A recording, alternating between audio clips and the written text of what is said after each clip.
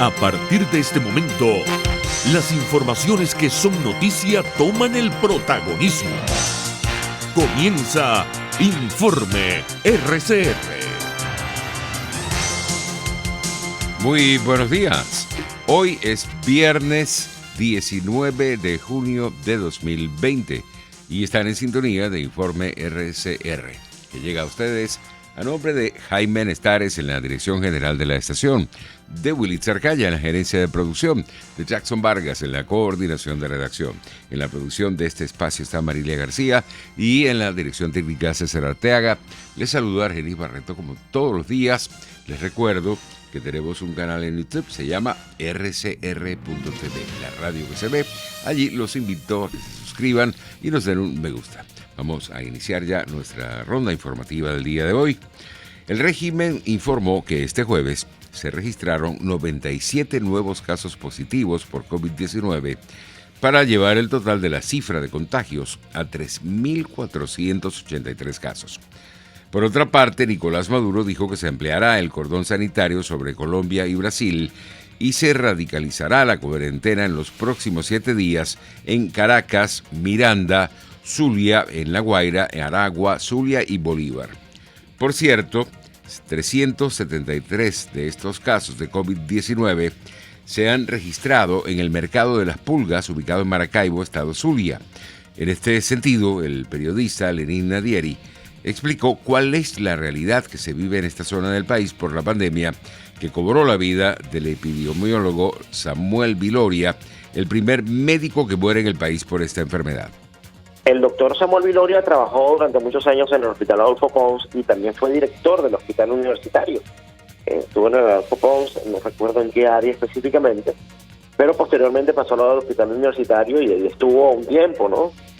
Fue su director y de hecho una de las cosas, la información que uno puede recabar en relación a este caso, el doctor Viloria se rehusaba a ser atendido en el hospital universitario, por algo será. De hecho, hay muchos casos de personas que se rehusan a ser atendidos en los centros de salud que dispusieron las autoridades para tal fin, para el COVID-19. De hecho, ayer, haciendo el caso que te comentaba de la nota que estoy haciendo, entrevistaba a la sobrina de un señor. Ella me decía que su tío prácticamente murió porque no tenían dónde recibirlo. O sea, se recorrió varios CDI, se recorrió clínicas privadas, inclusive tenían la posibilidad de pagar dinero para albergarlo en una UCI y se rehusaban en clínicas privadas, algo sumamente grave.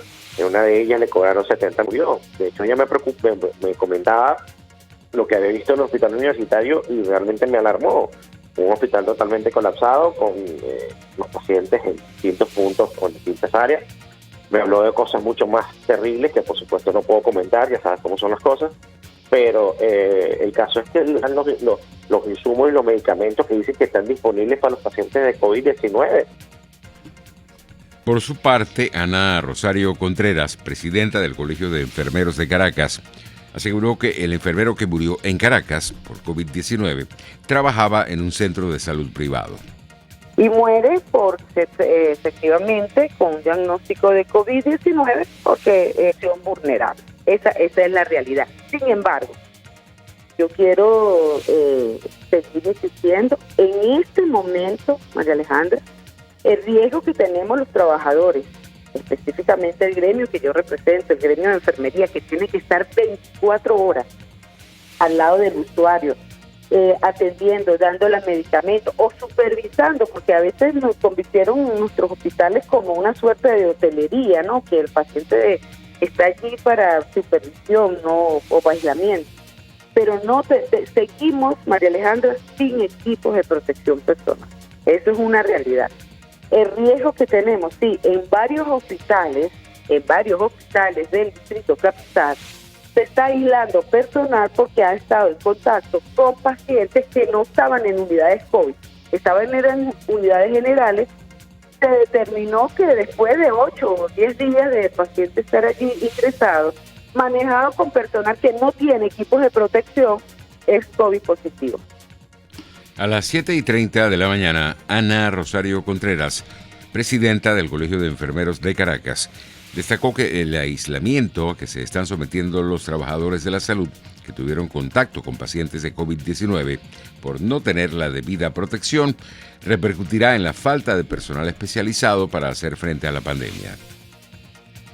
No tenemos personal, esto es una realidad que venimos denunciando desde hace muchos años, el déficit de personal de enfermería, y hoy lo vemos cuando se tiene que cerrar unidades de emergencia de algunos hospitales porque el personal se tiene que someter a aislamiento porque entró en contacto con un paciente portador del virus COVID-19 y que no teníamos las barreras de protección específicas para poder atender a esos usuarios con un margen de seguridad de no ser contagiados nosotros. Esa es la realidad que tenemos. Entre tanto, un verdadero drama vive la migración venezolana en este momento de pandemia por el COVID-19 que se vive en la región. Nuestros colegas de La Voz de América nos amplían. La crisis de migrantes y refugiados más grande de la historia reciente de América Latina encara un desafío tan importante como el propio éxodo: los fondos. Datos de la plataforma de coordinación de la que forman parte ACNUR y la Organización Mundial para las Migraciones muestran que hasta el 15 de junio de 2020 solo se había recaudado el 16% de los fondos requeridos. Una crisis subfinanciada en comparación con la de refugiados sirios exponen cálculos realizados en 2019 por la institución Brookings en Washington. Uno ve la escalofriante diferencia entre los dos. En el caso sirio, la ayuda internacional se traduce a alrededor de $1.500 por persona. En el caso venezolano se traduce a poco más de $100, es decir, $125 por persona. Las estimaciones se basan en los fondos otorgados por la comunidad internacional durante los primeros 4 años de ambas crisis, en la que los números de desplazados serían similares. Según ACNUR, de los más de 5 millones de migrantes venezolanos, 93.291 son reconocidos como refugiados y casi 900.000 han solicitado protección a nivel mundial desde 2014. That has been very much neglected. El apoyo financiero internacional fue catalogado por Filippo Grandi como muy descuidado en los últimos años en la reciente conferencia de donantes en la que se prometieron $2.700 millones para hacer frente a la crisis. Suponiendo que la mayor parte de lo que se ha recaudado hoy es para el lado de los fondos de naturaleza humanitaria, se cubrirá aproximadamente el 50% de la necesidad humanitaria. En general, Estados Unidos es el principal país donante, seguido de Japón y la Unión Europea.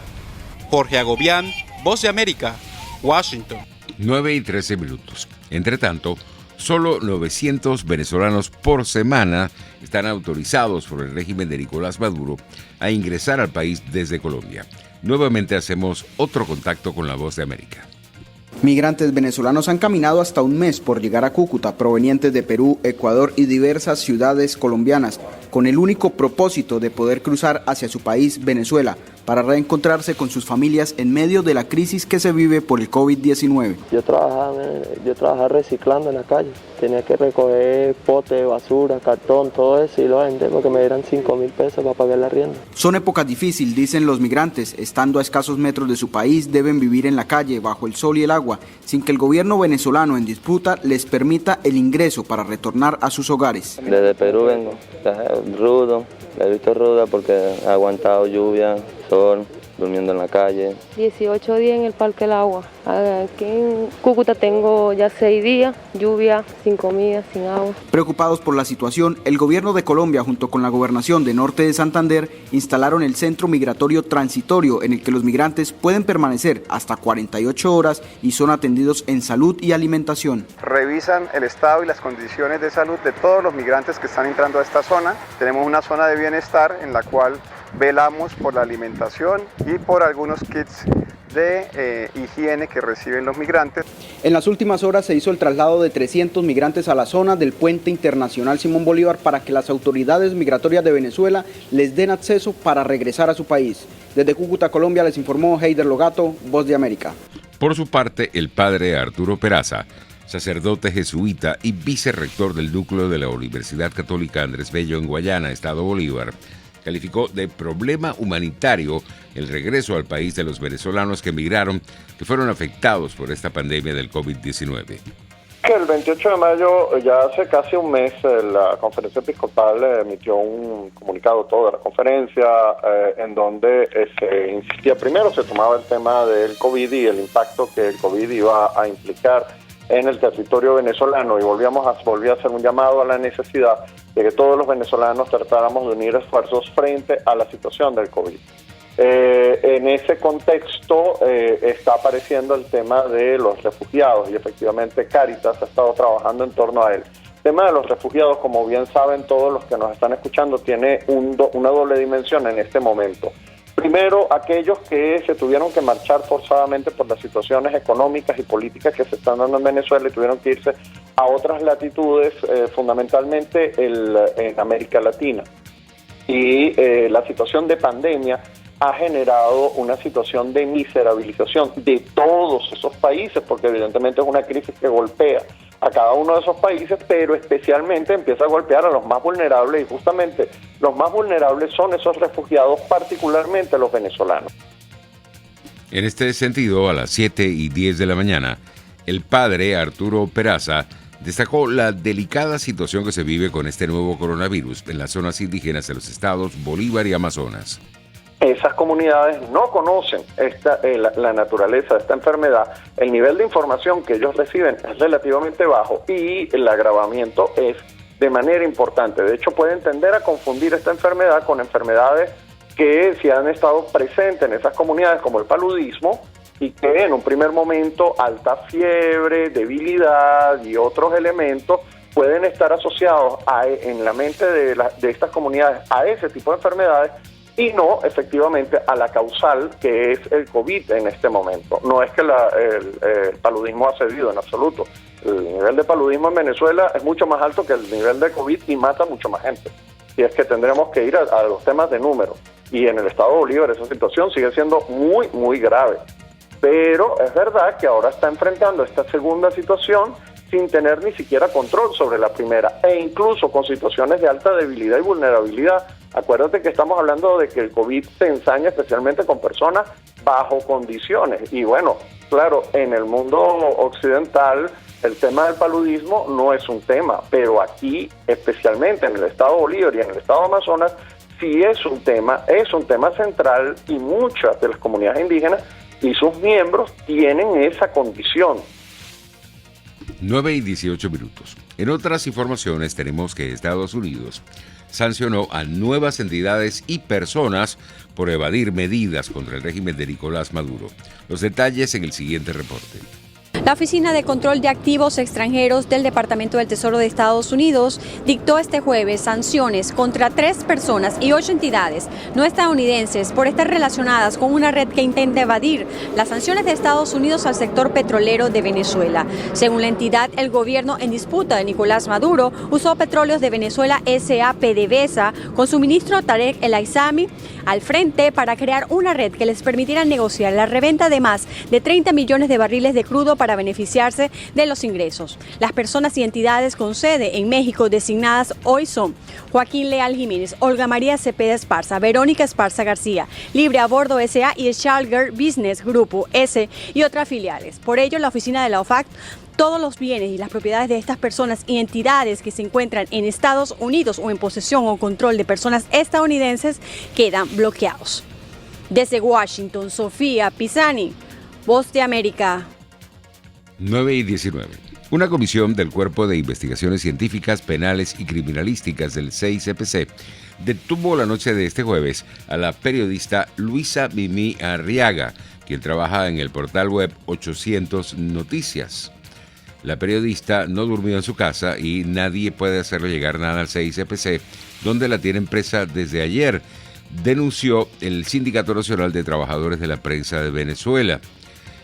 Se encuentra detenida desde ayer e intentan vincularla con el manejo de redes sociales anónimas. La periodista fue detenida por funcionarios del CICPC y esta nueva arremetida contra el gremio periodístico se suma a la reciente detención de la periodista Carol Romero, quien estuvo 24 horas en la cárcel por grabar una protesta en el Junquito. Esto lo denuncia en su cuenta de Twitter el Sindicato Nacional de Trabajadores de la Prensa de Venezuela. Y en cuanto al tiempo, tenemos que con la llegada de la onda tropical número 10, se espera que continúen las lluvias de moderadas a fuertes, según el reporte del INAME. Este organismo prevé lluvias con actividad eléctrica y ráfagas de vientos. Se observan áreas nubladas productoras de precipitaciones con descargas en zonas del estado Zulia, en el centro occidente, centro norte costero, los llanos centrales, Apure, Bolívar y el Esequibo. Esto reza la información publicada en la red social Twitter. Son las 9:21, vamos a publicidad y regresamos.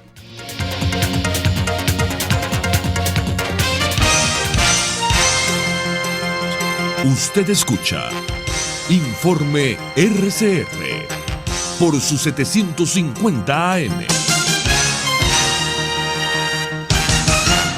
Puedes seguirnos en nuestras redes sociales. En Twitter, @RCR750, la radio que se ve. En RCR somos vanguardia. Toda la programación de tu RCR también la puedes seguir a través de la internet.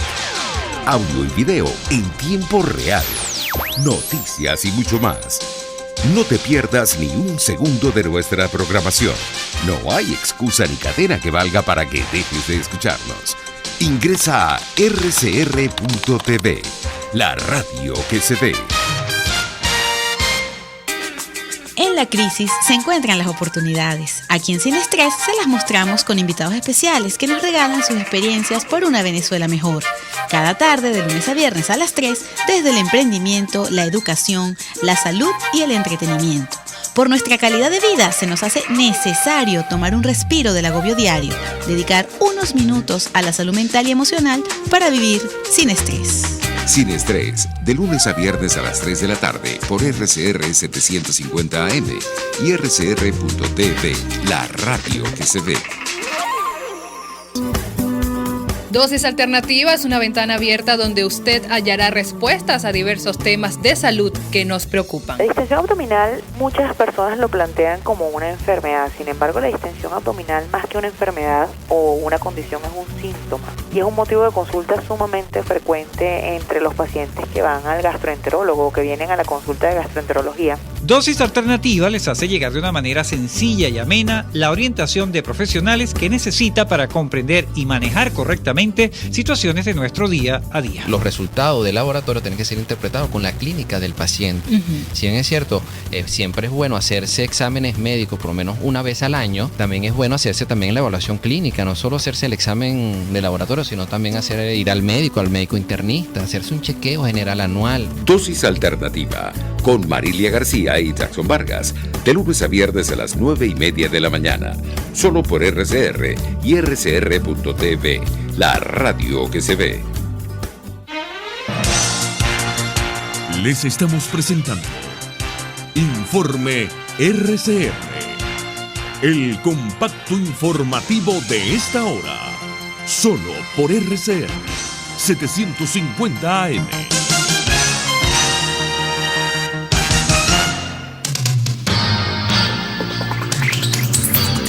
Nueve y 24 minutos. En materia internacional tenemos que Estados Unidos, Ecuador, Canadá, Perú y Brasil se encuentran entre los países del mundo con más muertos por cada 100.000 habitantes, mientras el continente ya suma casi la mitad de los decesos por el nuevo coronavirus en todo el planeta, con 208.989, y la cifra de contagios ya supera los 4 millones. En Colombia, este jueves, en un hecho histórico, el Congreso de la República aprobó el proyecto de acto legislativo que permite la cadena perpetua revisable para asesinos y violadores de niños, niñas y adolescentes. Nuestros colegas de Radio Francia Internacional nos amplían. Muchas víctimas de violaciones sexuales y cientos de ciudadanos habían pedido y esperado este momento durante años. La iniciativa no tuvo ningún voto en contra de los senadores y su aprobación recibió el aplauso de diferentes sectores del país, empezando por el presidente Iván Duque, quien había impulsado el proyecto. Hoy Colombia tiene un gran motivo de felicidad. Hoy el Congreso de la República Una de las características es que la cadena perpetua sea una sanción excepcional y se aplicará solo en los casos en los que se reúnan diferentes conductas que agraven la agresión sexual contra un niño. No obstante, el proyecto no ha estado exento de duras críticas, no tanto por la opinión pública que lo secunda, sino por voces de expertos. De hecho, el año pasado hubo una fuerte polémica porque pese a que un órgano asesor en materia penal recomendó no perseguir la prisión perpetua, el gobierno insistió en ello.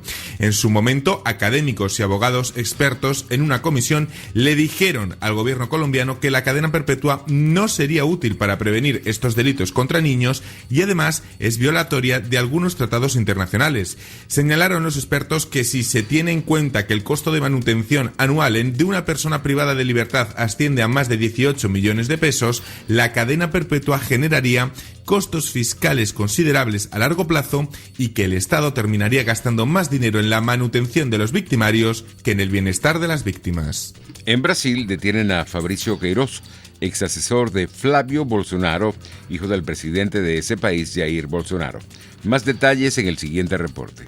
El sospechoso fue detenido sin oponer resistencia cuando estaba durmiendo alojado en la casa del abogado de la familia Bolsonaro cerca de Sao Paulo. Tras allanar la casa, la policía lo llevó a una prisión de Río de Janeiro. Su nombre es Fabrício Queiroz y es investigado por participar en un esquema corrupto de desvío de salarios cuando Flávio Bolsonaro era diputado regional de Río de Janeiro.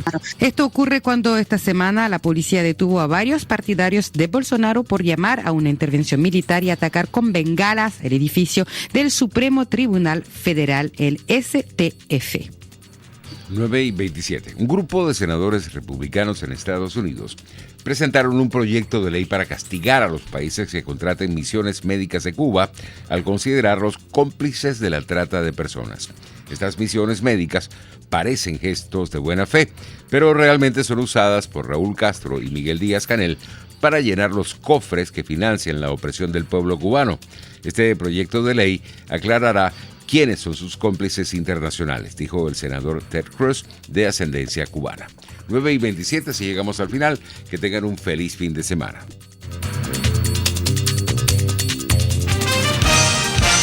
Hasta aquí este compacto noticioso. Manténgase en nuestra sintonía, porque estaremos informándole de la noticia al momento de producirse. RCR 750 AM.